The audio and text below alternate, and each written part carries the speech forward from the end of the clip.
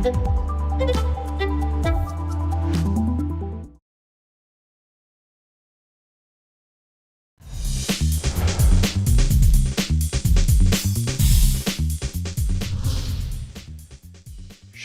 og hjertelig velkommen til en ny direktesending fra Med Israel for fred. En person ble drept og 4 ble skadet i et terrorangrep i gamlebyen i Jerusalem søndag morgen. Begravelsen til terroroffere pågår akkurat nå. Hamas, terrorgruppen som sto bak angrepet, ber artisten Justin Bieber om å avlyse sin planlagte konsert i Israel. Storbritannia på sin side setter Hamas nå på sin terrorliste og vil forby all støtte til organisasjonen. Alt dette får du høre mer om i denne sendingen, hvor du også får se 2 eksklusive intervjuer som MIFF gjorde i forrige uke med 2 israelere.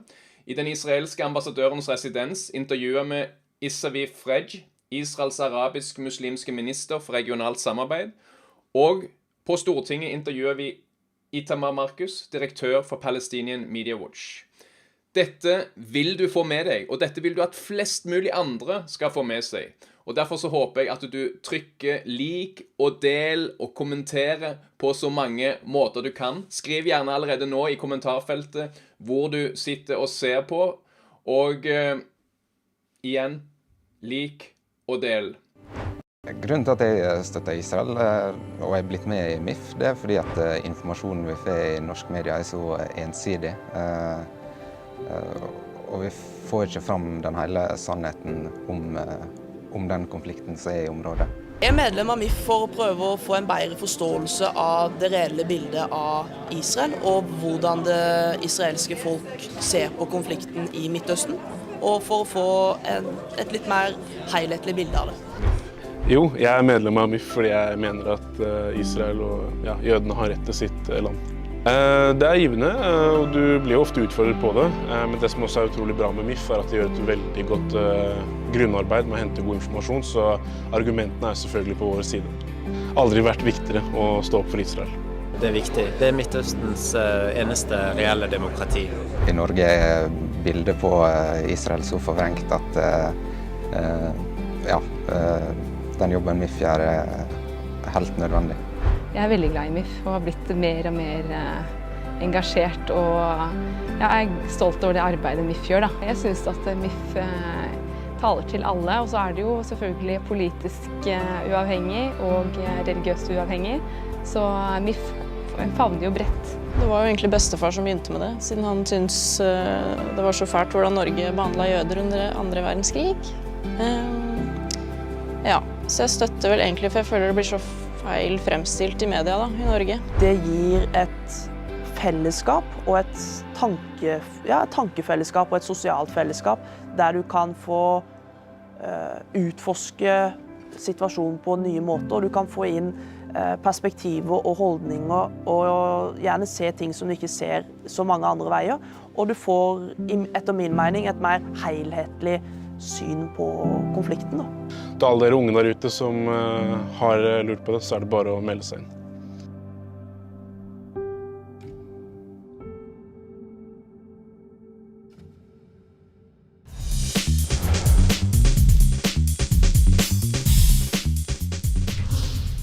Før vi går tilbake til nyhetene, så la meg minne dere om noen viktige arrangementer som Med Israel for fred arrangerer bare nå denne uken og inn i neste uke.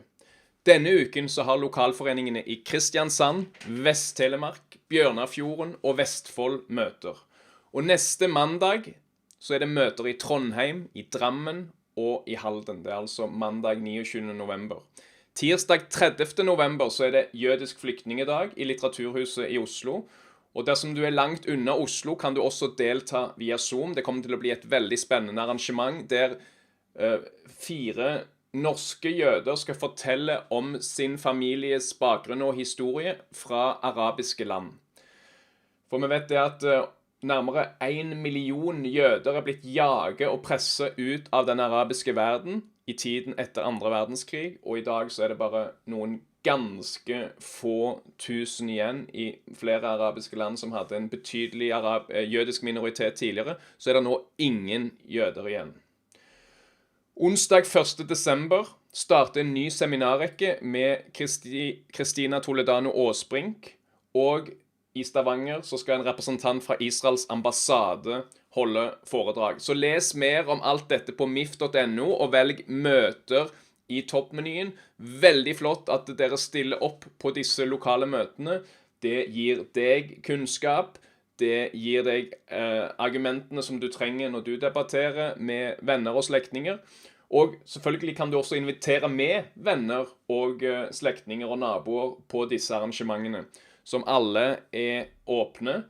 Og ikke minst så er det en oppmuntring til de lokale frivillige som arrangerer disse møtene, at det møter opp mange på møtene. Straks skal vi komme tilbake til gårsdagens terrorangrep i Jerusalem, og en del av de andre siste nyhetene. Vi håper du vil abonnere på Med Israel for fred på YouTube. Her finner du et stort antall foredrag av internasjonale eksperter, aktuelle direktesendinger og korte videoklipp. Husk å like, abonnere og motta varsler. MIFFs YouTube-kanal vil gi deg noe alle trenger, mer forståelse for Israel.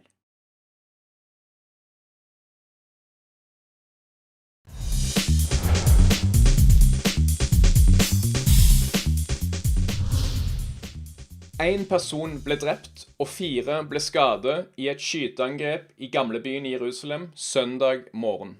Den drepte var 26 år gamle Eliyahu David Kay, som jobber som guide ved Vestmuren.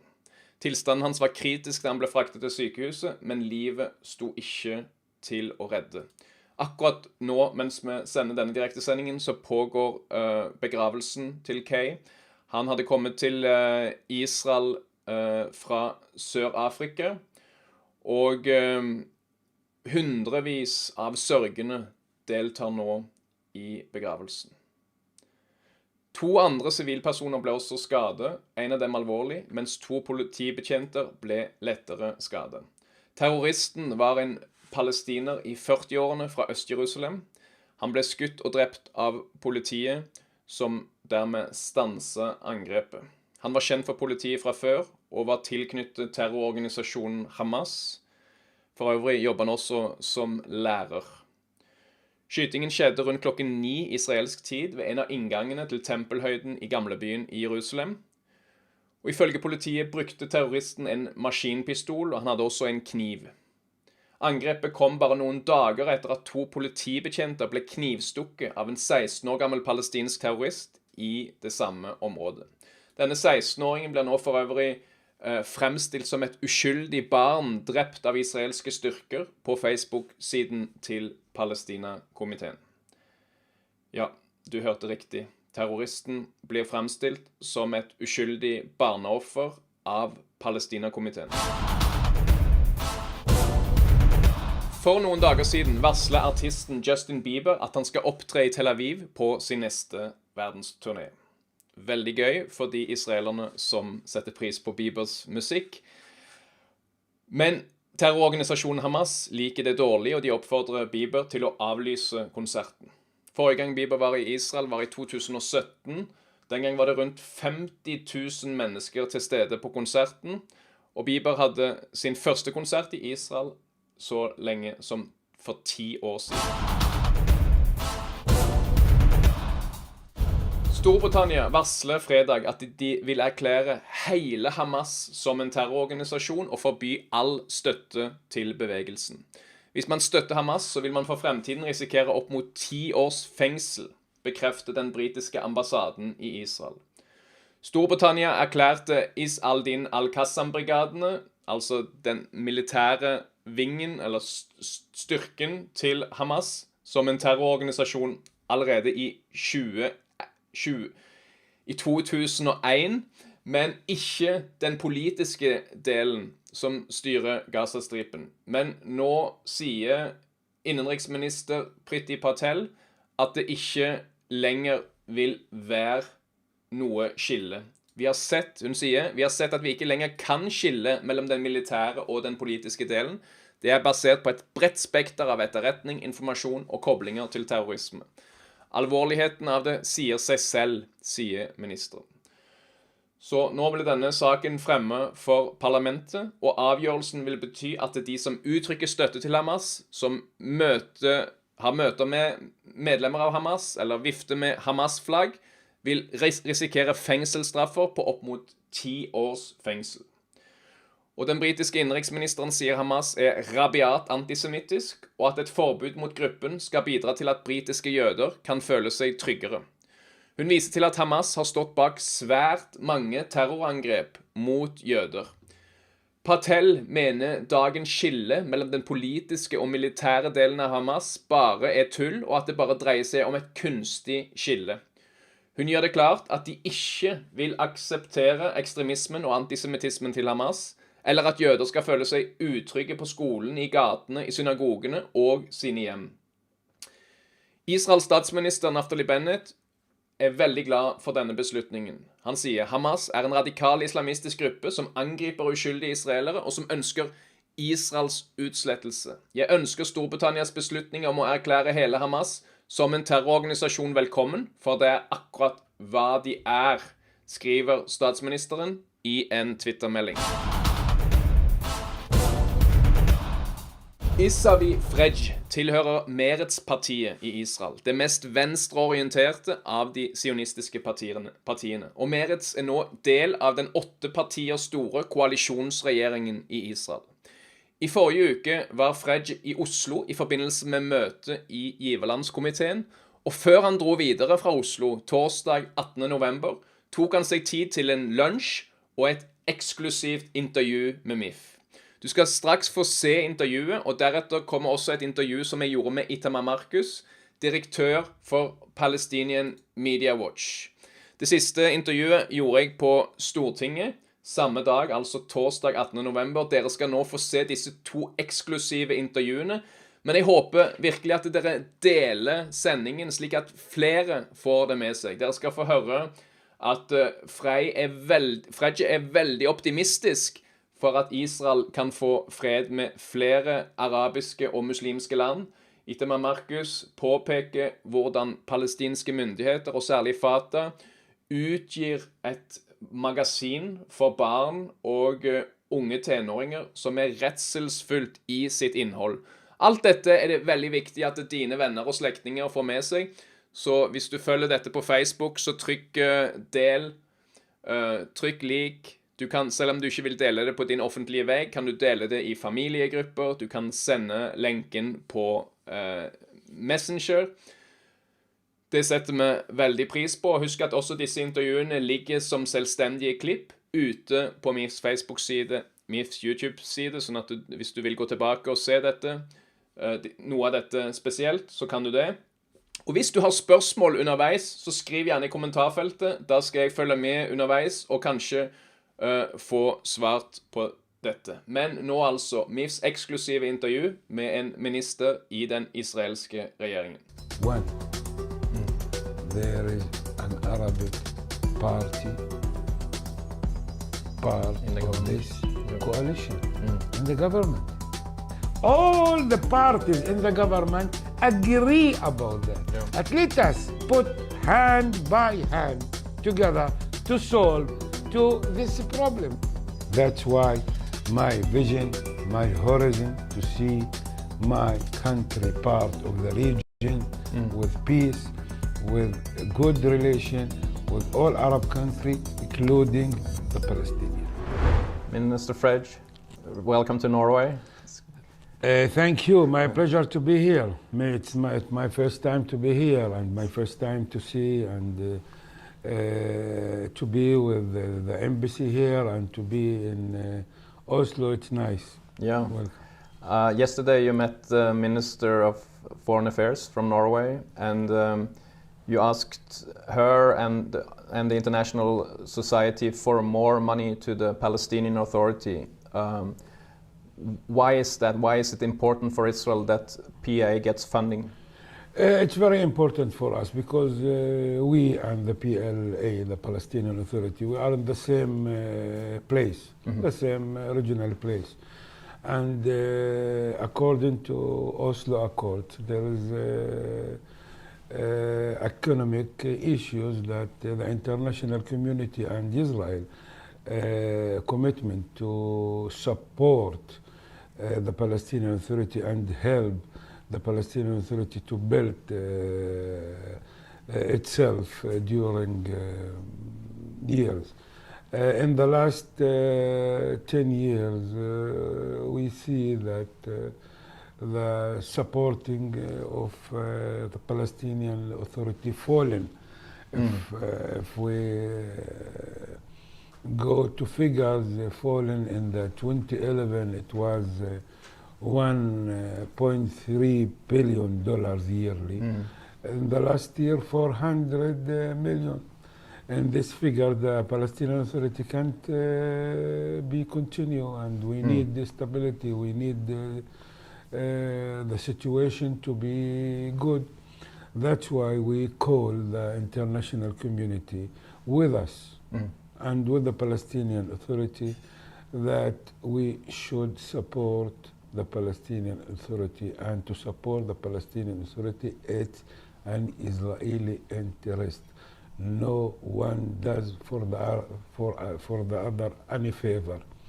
It's win-win situation, good for the Palestinian, good for Israel, good for the international community. I hope that we succeed in this mission. We will follow it the next weeks. But are you anyway concerned how the Palestinian Authority use their money? Like if they have incitement against Israel in their school books, if they have the pay for slay reward system for prisoners?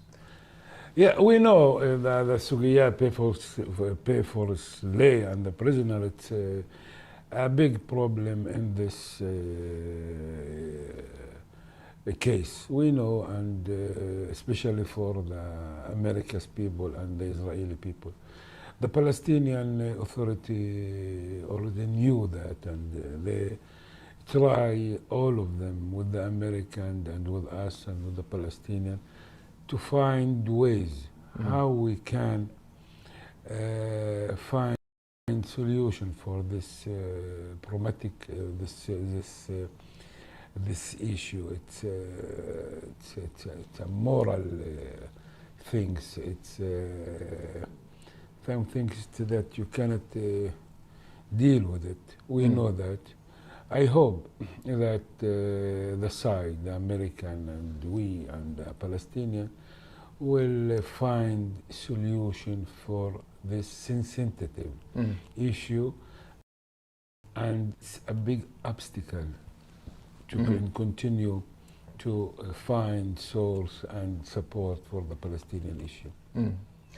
So last year we saw the Abraham Accords and Israel having new agreements with 4 Arab countries, and what do you think will be the further developments on that issue? I think it's I support this agreement. I think it's a good opportunity for all the countries in the region to be part of this process, including the Palestinian people. They must use this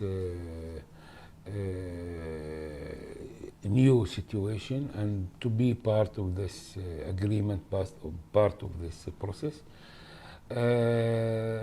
I know and I believe also there is many, more than one, more than two, more than 3 Arab and Muslims country around us in the Middle East, maybe a little bit far from the Middle East, that wait and want to be in a good relationship with us and to be part of the peace and to have agreement with us. And all of them wait to see how things is going with the Emirates and Bahrain. I hope to see also the Palestinian part of this process, because there is no way. We have Middle East, it's like a picture. It's a Basel, big Basel, and each state there is a private place there. And the Palestinians, they have their place there. I hope that one day in the future maybe year, 2, 3 years, 10 years, 20 years, I hope to see it, to be part of this picture. And we are in a direct way, yes. Yeah. Coming now to the internal politics of Israel, and you yourself, you are an Arab Muslim, now a minister in the Israeli government. How has the attitude to the state of Israel changed, say, from when you were a teenager till the teenagers of the Arab teenagers in Israel today? Look, the attitude, it's not, you cannot, attitude can say what it's what attitude before and after. Attitude is a process. Yeah, sure. During period, not during. But let me say, it's a critical moment in the Israeli society. It's historical. After 73 years, to see, one, there is an Arabic party part of this coalition in the government. It's a big moment.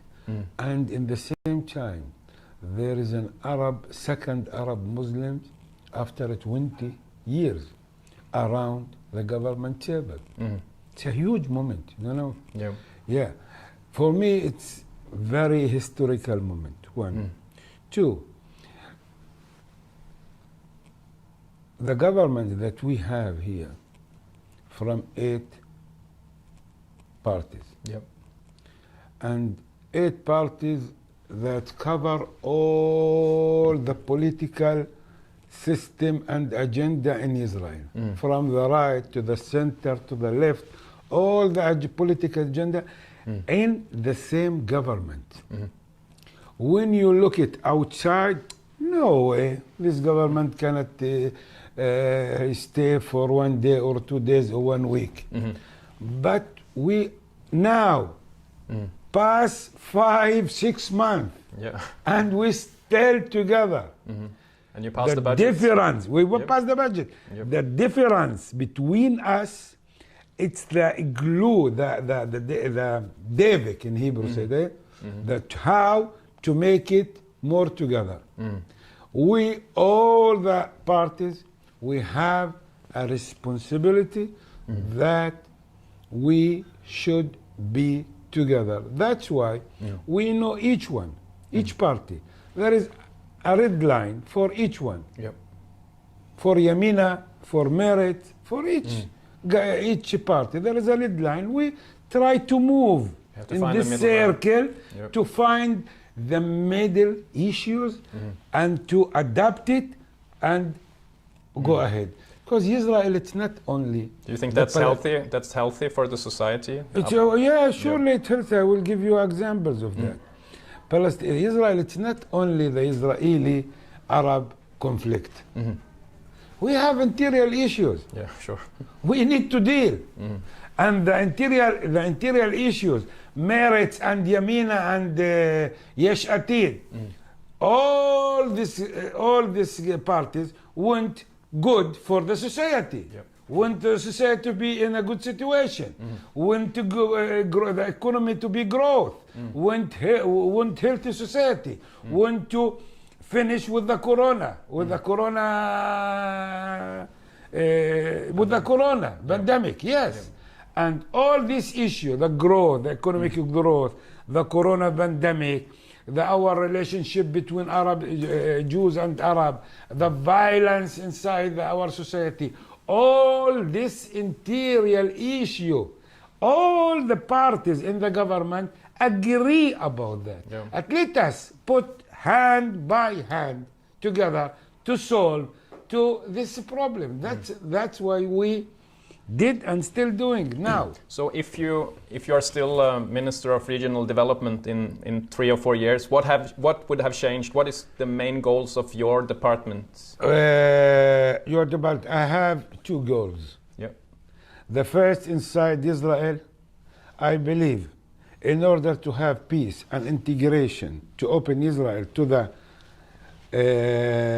region, first of all, we need within Israel to have peace with Jews and Arabs, to be brother, to be together, to be in the same society, in the we have a common fate, the same destiny we have. We should be hand by hand and be be together to show all the state around that Arabs and Jewish inside within Israel can be together. Yeah. This is my first goal. The second goal, how to put Israel part of the region, to be open, to have more and more Arab and Muslims country inside this region, because today if you look, our problem, world problem in the region, it's regional problem. The change, the climate change, corona, water, everything is, we need relationship. Israel cannot be island in the Middle East. No. We want to be part of. That's why my vision, my horizon, to see my country part of the region with peace, with good relation with all Arab countries, including the Palestinian. Great. So my organization's name is With Israel for Peace. I will. So we share that hope. I will. Thanks a lot. I follow your organization. Thank you very much. Thanks a lot for coming. Thank you very much. Best. Jeg reiste til Israel på kibbutz i 1989. Og når jeg kom hjem igjen etter et halvt år, så var det veldig få som forstod min entusiasme. Og derfor meldte jeg meg inn i Med Israel for fred i Stavanger. Det er for alle som har en rettferdighetssans. Det jødiske folk var det mest forfulgte og har vært det mest forfulgte i over 2000 år. Og jeg mener at alle som har et syn for rettferdighet for alle folkeslag skal også ha med det jødiske folk sitt. Og da det alle som har, om det på ytre venstre eller ytre høyre eller midt i sentrum, så det rom i MIFF, Med Israel for fred, for alle med uansett politisk eller religiøse bakgrunn. I MIFF så treffer jeg folk som kurdere, som muslimer, jeg treffer folk fra SV, jeg treffer folk fra FRP, jeg treffer masse midt i.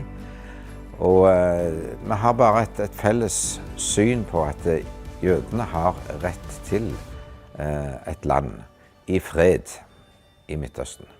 Mitt Israels engasjement startet i veldig ung alder fordi jeg hadde en far som brant veldig for Israel og hadde begynt med reiselederturer, som på si. Og har gjort det i over 40 år, og jeg var 12 år første gang jeg fikk være med han på tur. Og siden så har det blitt mange turer. Og så var jeg egentlig på jakt etter en organisasjon som jeg følte kunne favne om mange, og da fant jeg MIFF. Det at den både livssynsnøytral og politisk uavhengig viktig for meg. Alle kan være medlem av MIFF. Og støtter Israel, og det betyr ikke at du trenger å være enig i alt Israel gjør, men at du støtter Israel som stat, også jøder i diaspora, støtter opp mot antisemittisme, alt det vi ser som foregår i det europeiske samfunnet, eller jødeforfølgelse over hele verden for tiden nå, som blomstrer opp igjen. Og vi ønsker mange flere unge medlemmer. Det trenger vi. Veldig mange gode foredrag som virkelig verdt å høre på. Det veldig sosialt og koselig. Jeg reiste første gang alene for noen år siden, og har vært på hver eneste konferanse siden, fordi at jeg synes jeg lærer veldig mye, som jeg kan bruke igjen når jeg snakker om Israel på min Facebook, på Instagram, på de sosiale medieplattformene jeg Så det en veldig inspirasjon. å være her og møte likesinnede også, som står for mye av det samme som jeg står for. There was no recognition of Israel in any magazine. There is consistent denial of Israel's right to exist. And right there on this ancient Palestinian coin has the words Yehud. Now, Norway asks the PA what they're doing with their money. But they don't ask Fatah what they're doing. So they, in other words, they don't ask what happens to the money. He says, if anyone does these things, you have an obligation to fight them and you can kill them. And then he even adds another quote from the Quran. He says, as the Quran says, kill them wherever you find them. That is literally an invitation to murder every Israeli everywhere, coming from the top religious authority, an advisor to Mahmoud Abbas. And you're telling me it's not a religious war? Itamar, welcome again to Norway. Thank you very much. You gave a presentation to parliamentarians yesterday, and what was your main message? We did a recent study on a Fatah children's magazine. This is so important because Fatah is the party of Mahmoud Abbas. Fatah is the party that Israel sees as the moderate to make peace with. And yet Fatah's magazine is educating its children. Literally, and this is a quote from the magazine, there is everything is Palestine, there is no Israel. Literally, there is no Israel in this world. The Palestinian children, when they learn about Jaffa, they learn about a Palestinian city. When they learn about the Palestinian coast, they're learning about Israel's coast. When they learn about Ramla, it's said to be a Palestinian city, and it's an occupied Palestinian city. So the Palestinian children are growing up in a world where everything is Palestine. Now, why is everything Palestine? This is what's important. They teach their children that they have a 5,000-year-old history and that the Jews have no history. The quote in the book is, in the magazine, is that they have no history here in the land, not their fathers, not their grandfathers, none of them have any history here. And therefore, they say, we have all the rights. They have no rights to anything. We have all the rights. So all these are recent editions of this magazine, So like from it's the very last few years? So what's very important, this magazine has never been studied before by the international community and never been publicized. And because of that, they let all of their ideology out there. The school books, we've reported on them, and they've been changing the school books.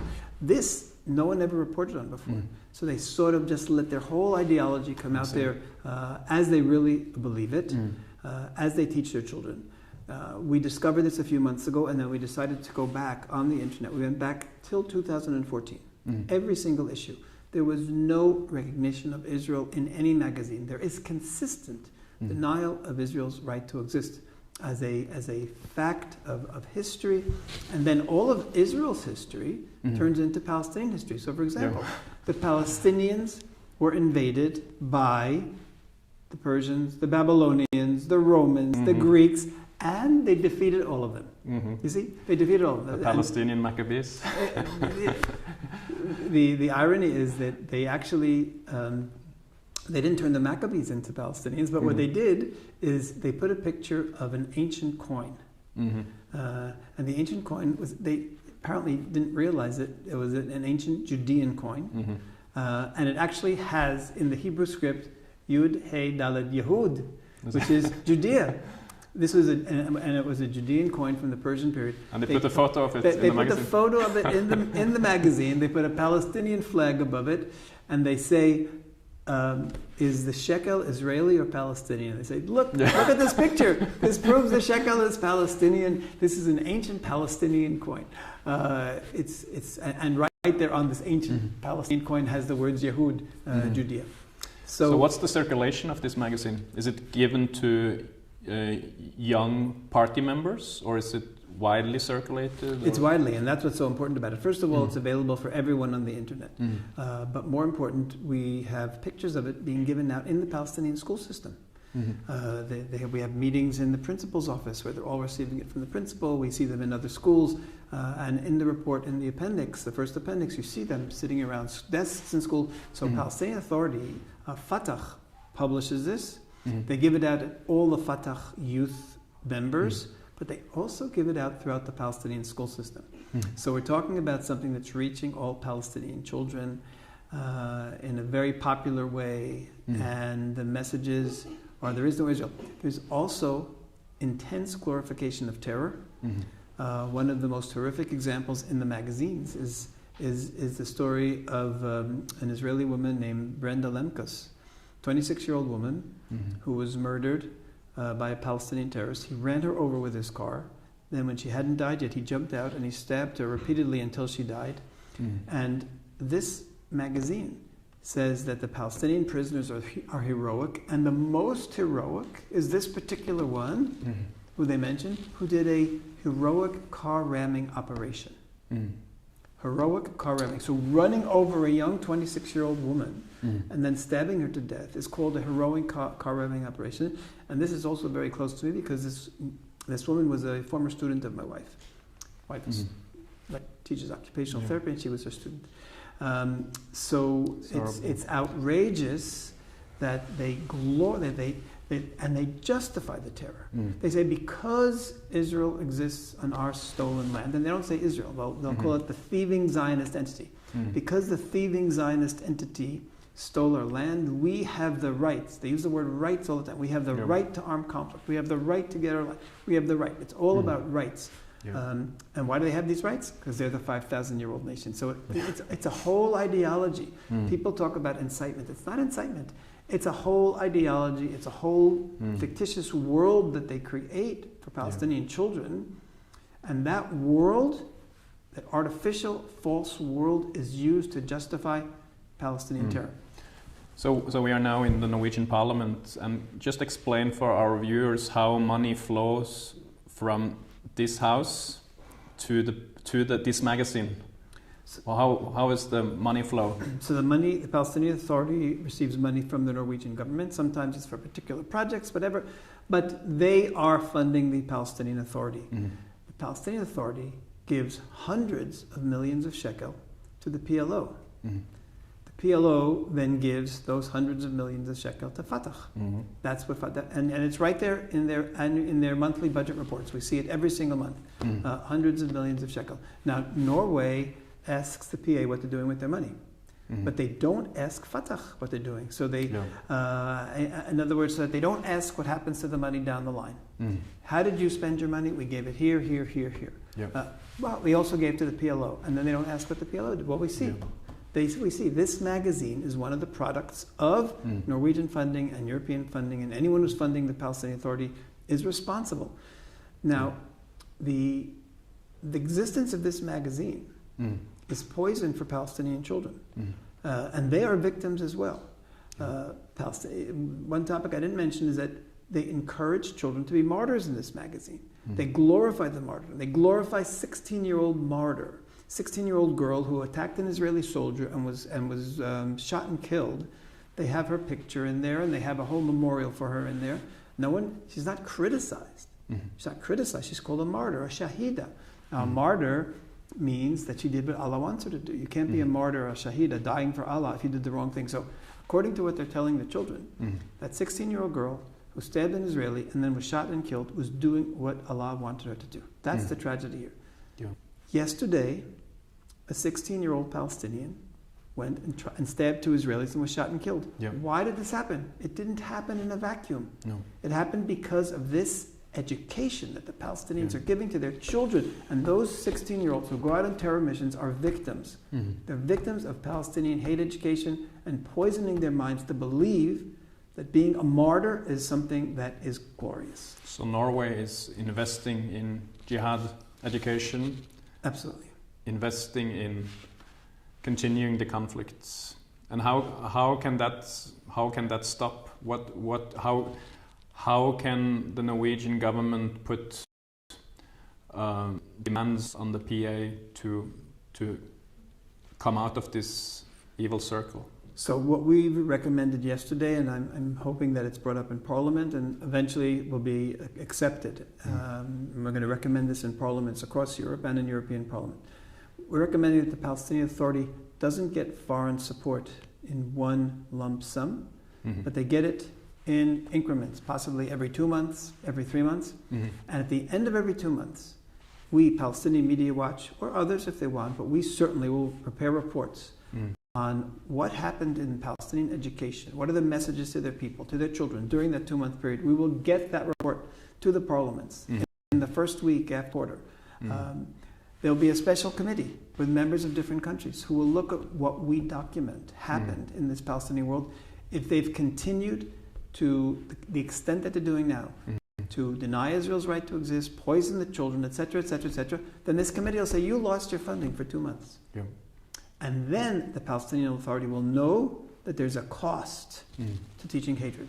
Yeah. And the people who benefit first and foremost will be Palestinian children who will have a better education.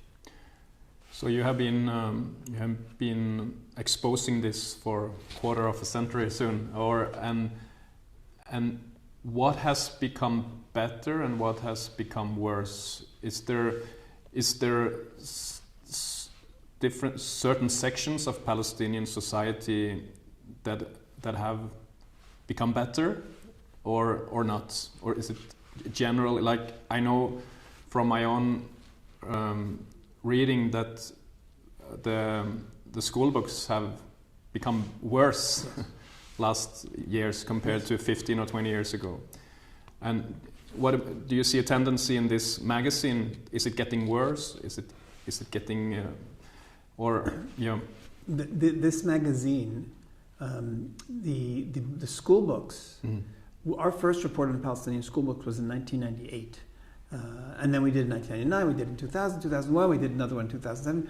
And what happened is there was a lot of, every time there was international pressure on the Palestinian Authority. And then the books would get better for a few years, and then when the world wasn't looking, they would get worse again. This magazine has never been seen by the international community until now. And because of that, it's been horrific from the beginning till today. It hasn't changed. There's been no change in the message. There's no references to Israel. Even the name Israel hardly ever appears. And when it does, it'll use expressions like the Israeli monster, but not just about Israel. The expression for Israel, thieving Zionist entity, the thieving entity. It's always about theft. It's always about stealing. Israel is a thief.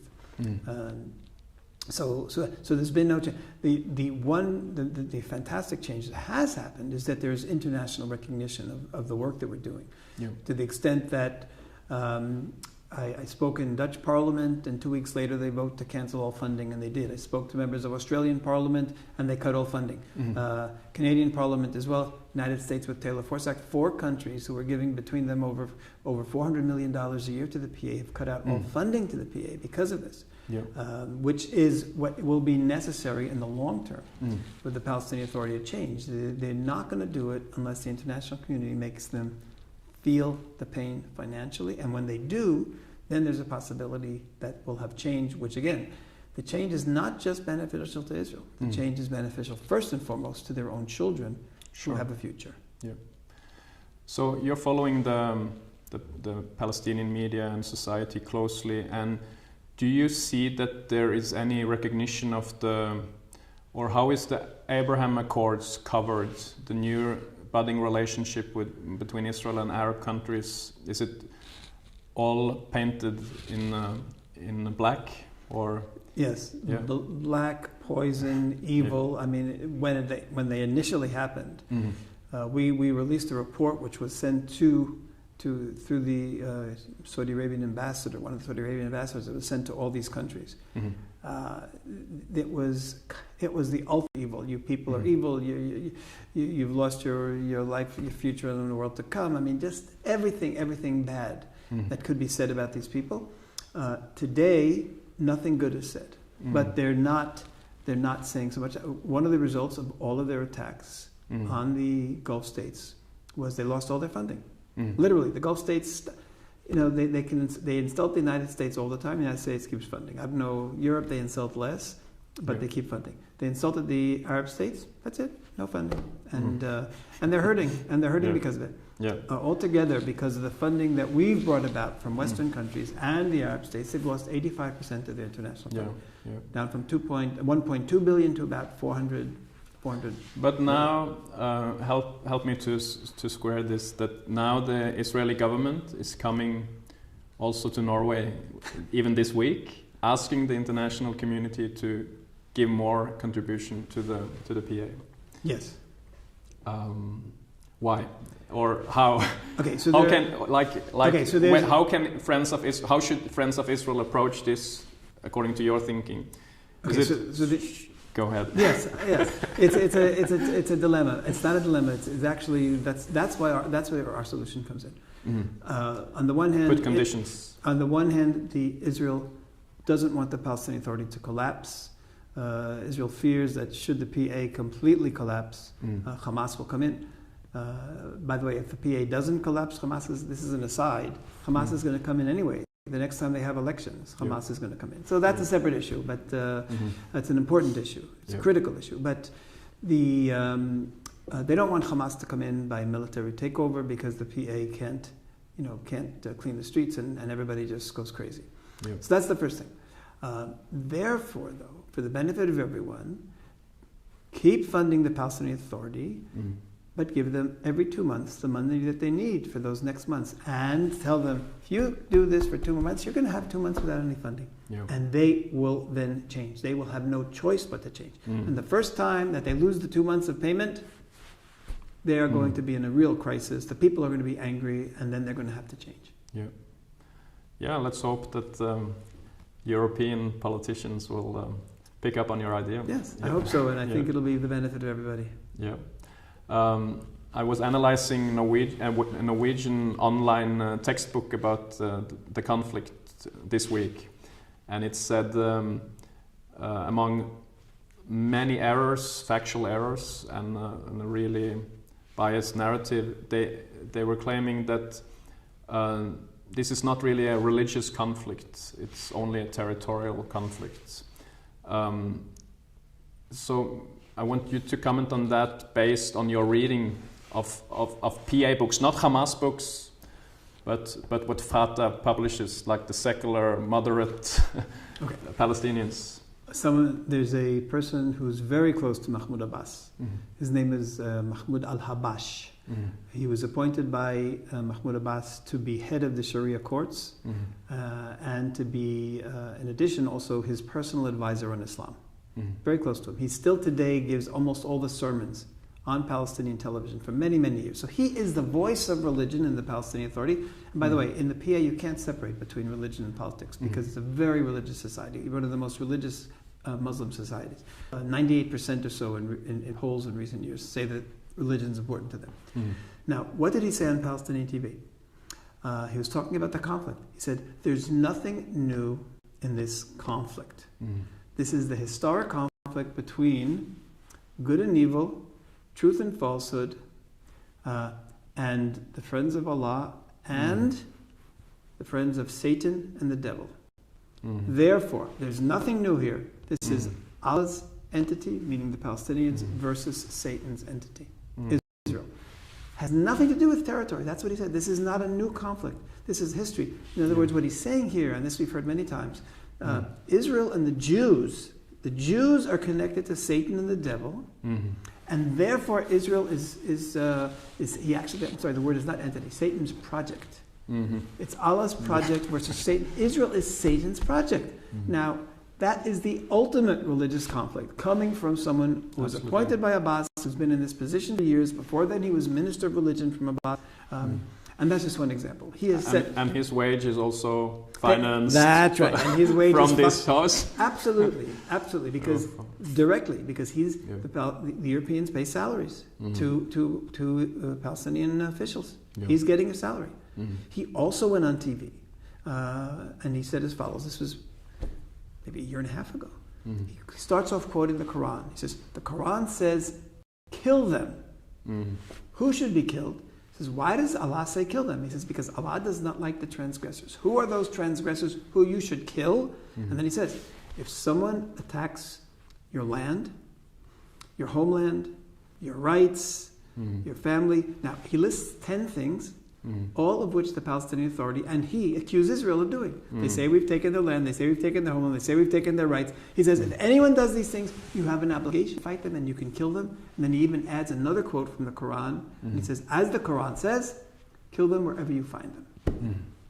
that is literally an invitation to murder every Israeli everywhere, coming from the top religious authority, an advisor to Mahmoud Abbas. And you're telling me it's not a religious war? I'll give you one final proof it's a religious war. Every terrorist who attacks and tries to kill an Israeli or does, or a suicide bomber, 100% of them are defined by the Palestinian Authority as shaheed.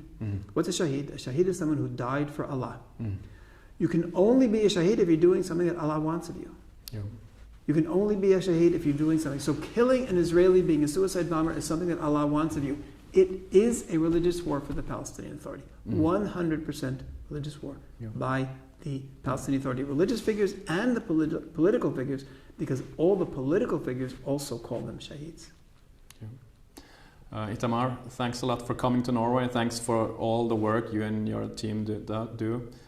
And we will continue to translate and circulate your material in Norway. And is there anything you want to say to the members of MIFF that before you go back to Israel? MIFF is a great organization working for to help Israel here in Norway, and I think other countries as well. So keep up your good work. Thanks. Litt